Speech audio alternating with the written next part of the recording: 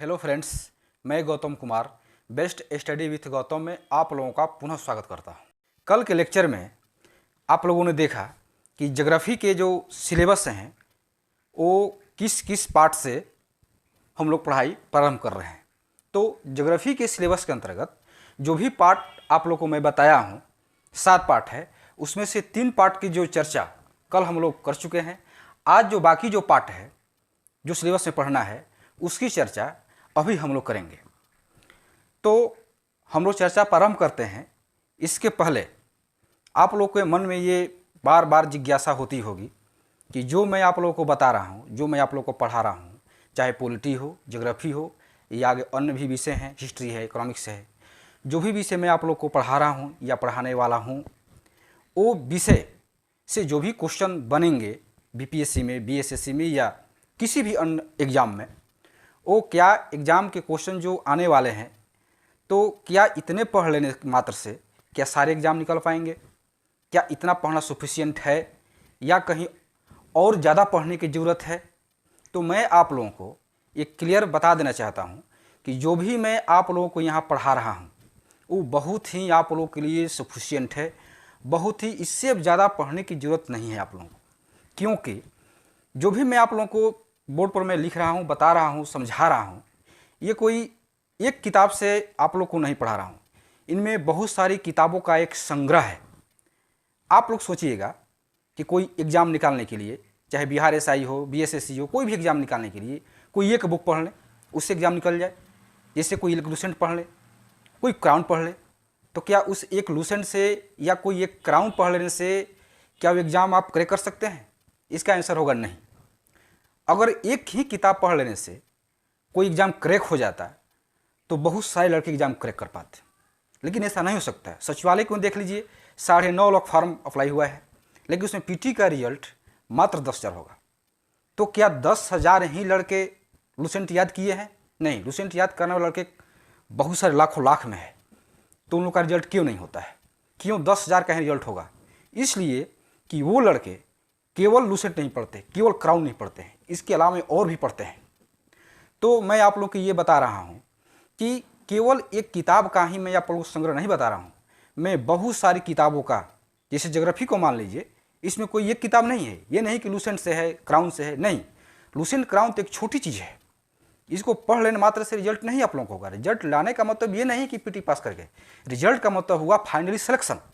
Result का मतलब हुआ पीटी निकले, मेंस निकले और मेरिट में भी आपका नाम हो। केवल पीटी निकाल लेने मात्र से रिजल्ट तय नहीं होता है। आपकी नौकरी तभी लगेगी जब आपका नाम, रोल नंबर आपका फाइनल मेरिट लिस्ट में आए। बिहार एसआई का उदाहरण लेते हैं तो बिहार एसआई का जो मेरिट लिस्ट गया है 100 में 80 नंबर लाने पर हुआ है। तो क्या लूसेंट पढ़ लेने से, क्राउन पढ़ लेने से 100 में 80 नंबर आ जाएगा? आप कल्पना कीजिए, नहीं आ पाएगा। तो उसी के लिए मैं जो आप लोगों को बता रहा हूँ, मैं इस वीडियो को लास्ट में बताऊँगा कि जो भी मैं बता रहा हूँ वो कौन सी किताब है। कोई ये किताब नहीं, बहुत सारी किताबें के संग्रह है, वो आप लोग उतना नहीं पढ़ पाएंगे जो मैं बता रहा हूँ किताब। तो इसीलिए मैं सारी किताबों का एक संग्रह कलेक्शन करके मैं आप लोगों को बताने का प्रयास कर रहा हूँ। इसलिए आप लोग जीएस के मामले में आप लोग एकदम निश्चिंत रहिए, एकदम बेफिक्र रहिए कि जीएस में किसी भी एग्ज़ाम में, चाहे स्टेट पीसीएस हो, बिहार के एसआई हो, सेंट्रल एसएससी हो, किसी भी एग्ज़ाम में आपका इससे जीएस ज़्यादा पढ़ने की ज़रूरत नहीं है। एक सेंट्रलाइज हो जाइए, एक फोकस हो जाइए कि हमको जीएस इतना ही पढ़ना है और कोई भी अदर किताब के चक्कर में भागने की ज़रूरत नहीं है। तो मैं आप लोगों को वीडियो के लास्ट में बताऊंगा कि वे कौन कौन सी किताबें हैं जिसका ये संग्रह है। तो फिलहाल अभी हम लोग चलते हैं सिलेबस, जो मैं आप लोगों को कंटिन्यू बता रहा हूँ। पहले सिलेबस देख लेते हैं, उसके बाद सिलेबस के बाद हम लोग चर्चा करेंगे, प्रत्येक पॉइंट पर चर्चा करेंगे। तो आइए हम लोग चलते हैं कल के क्लास से आगे की ओर। पहला जो पार्ट है आज का, मानव भूगोल है। जो कल 3 पार्ट हम लोग कवर कर चुके हैं, आज मानव भूगोल है। इसमें पहला जो पॉइंट है, देखिए, विश्व की प्रजातियां तथा जनजातीय, मतलब मानव के बारे में अध्ययन करना है कि मानव विश्व में कि इसकी मानव की प्रजातियां क्या है, जनजातियां कहाँ कहाँ रहती है, कौन कौन सी जनजातियां हैं, हम लोग किस प्रजाति से बिलोंग करते हैं। तो प्रजातियां और जनजातियां, इसकी चर्चा मानव भूगोल में की गई है। दूसरा पॉइंट है विश्व की जनसंख्या तथा नगरीकरण। जैसे हम लोग भारत की जनसंख्या पढ़ते हैं, उसी तरह से विश्व की जनसंख्या और नगरीकरण भी पढ़ना है तो दूसरा पॉइंट में है। तीसरा पॉइंट में प्रवास तथा स्थानांतरण, ये नॉन इंपॉर्टेंट टॉपिक है, उतना इंपॉर्टेंट टॉपिक नहीं। ऐसे मानव भूगोल ही एक नॉन इंपॉर्टेंट टॉपिक है, लेकिन फिर भी ये 2 पॉइंट इंपॉर्टेंट है। अगला हम लोग चलेंगे विश्व का क्षेत्रीय भूगोल। इसमें जितने हम लोग को महाद्वीप पढ़नी है, यानी महादेश जो भी है 7 महादेश, उन 7 महादेश का अध्ययन करना है। बहुत ही बारीकी से 7 महादेश का हम लोग को अध्ययन करना है। अगर एशिया महादेश यहाँ पर है, यूरोप महादेश, अफ्रीका, उत्तरी अमेरिका, दक्षिण अमेरिका, ऑस्ट्रेलिया और अंटार्कटिका, तो सारे महादेश का, उस महादेश का भौतिक स्वरूप क्या है, उस महादेश में नदियाँ क्या हैं, पहाड़ कहाँ हैं, पर्वत कहाँ हैं, पहाड़ियाँ कहाँ हैं, मरुस्थल कहाँ है, उन सारे एस्पेक्ट्स को हम लोग को देखना होगा। मतलब उस महादेश से संबंधित, उस महादेश में कितने देश हैं, तो उस महादेश को आप लोग, जैसे एशिया हुआ, अफ्रीका हुआ, यूरोप हुआ, तो इस सारे जो महादेश देख रहे हैं, उस महादेश में कितने देश हैं। कहने का तात्पर्य ये है कि महादेश में जितने भी क्वेश्चन बनेंगे उसका अध्ययन हम लोग विश्व के क्षेत्रीय भूगोल के अंतर्गत कहते हैं। ये भी एक बहुत ही लंबा भाग है ज्योग्राफी का। इसके बाद हम लोग अभी इसका टॉपिक देखेंगे भारत का भूगोल, जो बहुत ही इंपॉर्टेंट भाग है भूगोल का। भारत का भूगोल, इससे बहुत ज़्यादा ही क्वेश्चन बनते हैं भारत के भूगोल से। तो अभी आप लोग को सिलेबस बताएंगे भारत के भूगोल से। आप लोग देखिए, इसको आप लोग स्क्रीनशॉट ले सकते हैं। तो अभी हम लोगों ने विश्व का क्षेत्रीय भूगोल के सिलेबस को हम लोग देखा। अब हम लोग भारत का भूगोल के सिलेबस की ओर देखते हैं। तो भारत के भूगोल में टोटल हम लोगों को 19 टॉपिक पढ़ना है, जो अलग अलग पार्ट में हम बांट दिए हैं। इसे इसका पहला जो पॉइंट है सामान्य परिचय, मतलब भारत का सामान्य परिचय, क्योंकि पहला भाग यहीं से स्टार्ट होगा भारत के भूगोल में, कि सामान्य परिचय देखते हैं भारत के बारे में। उसकी लंबाई कितनी है, उत्तर से दक्षिण, चौड़ाई कितनी है, पूर्व से पश्चिम, कितने डिग्री देशांतर से उत्तर है, पूर्व में देशांतर या अक्षांश में कितना है, स्थिति कितनी है, उसकी आकृति कितनी है, ये सब सामान्य परिचय के अंतर्गत हम लोग पढ़ेंगे। तो सामान्य परिचय हुआ इसका पहला टॉपिक। उसके बाद भारत की भौतिक संरचना, पर्वत, पठार, पहाड़ जो भी है भौतिक संरचना है। फिर भूगर्भिक संरचना, फिर अपवाह तंत्र, जलवायु। अपवाह तंत्र का मतलब नदी के बारे में, जलवायु, मिट्टियाँ, जो भी भारत में मिट्टियाँ पाई जाती है, जो मिट्टी, काली मिट्टी, लाल मिट्टी, जो भी मिट्टियाँ हैं, जितने प्रकार की मिट्टियों के बारे में पढ़ना है। फिर हम लोग पढ़ेंगे प्राकृतिक वनस्पति, उष्णकटिबंधीय या शीतोष्णकटिबंधीय, पर्यावरण, जैवमंडल, सिंचाई, बहुउद्देशीय परियोजना, जो भी जितने भी भारत में बहुउद्देशीय परियोजनाएँ हैं जो आप लोग पढ़ते होंगे, उसको यहाँ पढ़ना है। फिर है कृषि, पशुपालन, पशु संसाधन, समुद्री संसाधन, शक्ति संसाधन, शक्ति ऊर्जा संसाधन भी कहते हैं इसको। उसके बाद खनिज संसाधन पढ़ना है, उद्योग पढ़ना है। उसके बाद जनसंख्या, जनगणना 2011 के बारे में जनगणना पढ़ना है, क्योंकि 2021 की जनगणना का रिपोर्ट अभी तक नहीं आई है, इसलिए 2011 की जनगणना से क्वेश्चन पूछे जाते हैं। तो जनगणना पढ़ना है, या तथा नगरीकरण, दोनों, जनसंख्या और नगरीकरण दोनों पढ़ना है। उसके बाद भाषाई तत्व, कितनी भाषाएं बोली जाती है भारत में, उसके बारे में डिटेल से पढ़ना है।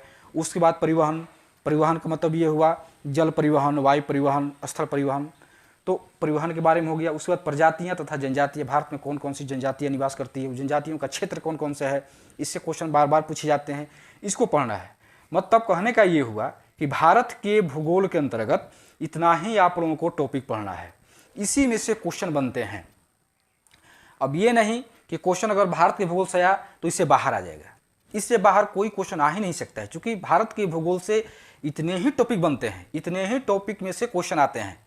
वो अलग बात है कि क्वेश्चन आप लोगों को कहीं मिला नहीं तो लगता है कि ये क्वेश्चन कहाँ से आ गया, लेकिन क्वेश्चन यहीं से आया हुआ है। तो इसका हम लोग अध्ययन बारीकी से करेंगे। इसका जो फर्स्ट पॉइंट समान परिचय का हम लोग अध्ययन करेंगे, लेकिन फिलहाल हम लोग ये देखते हैं कि भारत के भूगोल के बाद जो अन्य लिखा हुआ है, अन्य, इसमें वो कौन कौन सी टॉपिक आएंगे जिसकी चर्चा हम लोग अभी करेंगे। तो अन्य में क्या है, जितने इधर के जो टॉपिक हैं, मतलब सामान्य भूगोल से लेकर के भारत भूगोल तक, अगर वो प्रश्न इसमें कवर नहीं होते हैं तो वो प्रश्न इसी में आते हैं अन्य के अंतर्गत।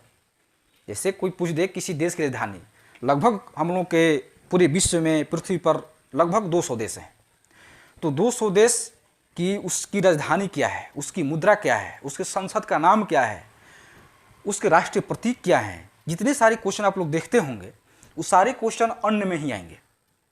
दो देशों के बीच की सीमा रेखा को क्या कहते हैं, सेमक-मोहन रेखा, डुरंड रेखा, मैग्नोट रेखा, जितनी रेखाएं होती है वो दो देश के बीच की सीमा रेखा है। कौन सी खाड़ी किन किन देशों को स्पर्श करती है, कौन से सागर के किनारे कौन कौन से देश हैं। तो इतनी जो सारी बातें हैं, उस बातें को हम लोग अन्य के संदर्भ में रखेंगे। तो इसकी चर्चा हम लोग लास्ट में करेंगे। तो अभी आप लोगों ने देखा भूगोल के सिलेबस के बारे में। हमको उम्मीद है कि आप लोग सिलेबस समझ गए होंगे। तो आप लोगों को मैं ये बता रहा था कि जो भी हम लोग पढ़ेंगे कल से, जो हम लोग प्रारंभ करेंगे भारत के भूगोल से प्रारंभ करेंगे, क्योंकि इसलिए कि भारत का भूगोल इन सारे टॉपिक में सबसे इंटरेस्टिंग टॉपिक है। ये बात आप लोग समझ लीजिए, क्योंकि पहले ही प्रारंभ अगर हम अनइंटरेस्टेड टॉपिक से कर दें, जिसमें कोई आप लोगों को इंटरेस्ट नहीं हो, तो पढ़ने में मज़ा नहीं आएगा। तो हम वैसे ही टॉपिक प्रारंभ करेंगे जिसमें आप लोगों को इंटरेस्ट हो, आप लोग जानने के लिए उत्सुक हो। तो भारत की भूगोल सबसे इंटरेस्टिंग टॉपिक है और आप लोगों को जल्दी से समझ में आएगा।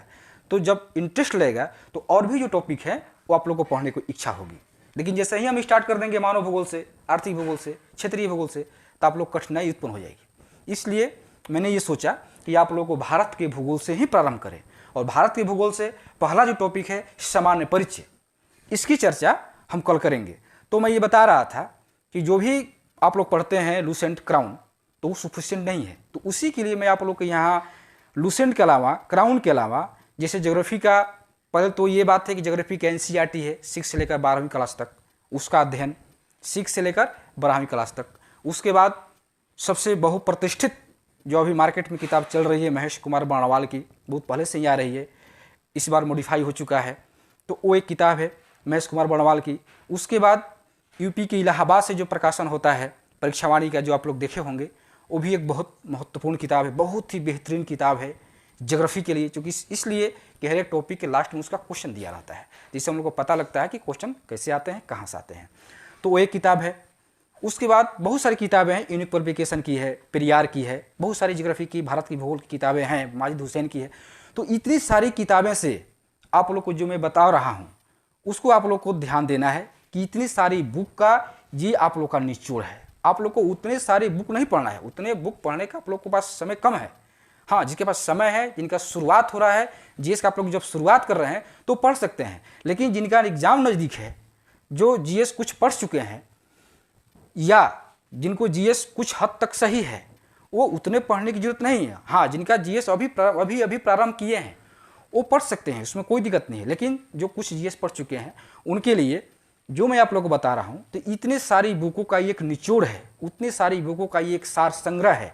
इसलिए आप लोग इस जीएस के क्लास को निश्चिंत होकर सुनिए और इसको जैसे जैसे मैं पढ़ा रहा हूँ, जैसे जैसे मैं आगे बढ़ रहा हूँ, आप लोग इस टॉपिक को, इस पॉइंट को, इस चैप्टर को एक नोट्स के रूप में बनाते जाइए। इससे क्या होगा कि एग्जाम से पहले आप लोग को रिवाइज करने में सहूलियत मिलेगी।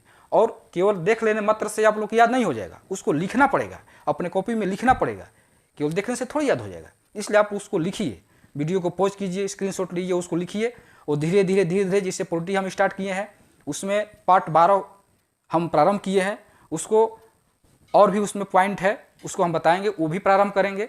बीच बीच में ये भी चलेगा, फिर हिस्ट्री भी चलेगा। क्योंकि इसलिए सारे विषयों को लेकर चल रहे हैं कि आप लोग उबे नहीं, आप लोग को उबाऊ ना हो, आप लोग को ये ना लगे कि कोई सब्जेक्ट उबाऊ हो गया, पढ़ने का मन नहीं कर रहा है, जीएस पढ़ने का हिम्मत नहीं कर रहा है। नहीं, सारे विषय को लेकर चलेंगे, तब आप लोग को लगेगा ना कि जीएस ऐसे पढ़ा जाता है, एक विषय को लेकर नहीं पढ़ाता है, कभी वो पढ़े, कभी ये पढ़े, कभी ये पढ़े, ऐसे लेकर चलिए। और किसी भी किताब के पीछे भागने की जरूरत नहीं है। केवल आप लोग इस नोट्स को देखते जाइए, कॉपी पर नोट करते जाइए, स्क्रीनशॉट लीजिए, उसको नोट कीजिए, उसको अध्ययन कीजिए। और क्वेश्चन बैंक जो भी आपके पास है, चाहे लूसेंट का क्वेश्चन बैंक हो या किसी भी प्रकाशन का क्वेश्चन बैंक रखे हों, जो प्रीवियस क्वेश्चन आए हैं उसको देखिए कि क्या हम जो पढ़ा रहे हैं इस पढ़ाने से क्या क्वेश्चन आ रहे हैं, टैली कर रहे हैं। अगर टैली कर रहे हैं तब तो आप लोग सही दिशा में जा रहे हैं, अगर टैली नहीं कर रहा है तो सही दिशा में नहीं जा रहे हैं। तो आप लोग देखिए कि जो मैं पढ़ा रहा हूँ उससे संबंधित जो टॉपिक है उस क्वेश्चन बैंक में प्रीवियस ईयर में, उसको मिलाइए। अगर वो उससे क्वेश्चन आ रहा है तो समझिए कि आप सही दिशा की ओर जा रहे हैं। तो आज का लेक्चर बस इतना ही। कल के हम लोग लेक्चर में भारत के भूगोल के अंतर्गत सामान्य परिचय से प्रारंभ करेंगे, जो बहुत ही महत्वपूर्ण टॉपिक है, बार बार क्वेश्चन इससे आते हैं। तो सामान्य परिचय से कल के क्लास में हम लोग प्रारंभ करते हैं। कल हम लोग मिलते हैं कल के क्लास में। धन्यवाद।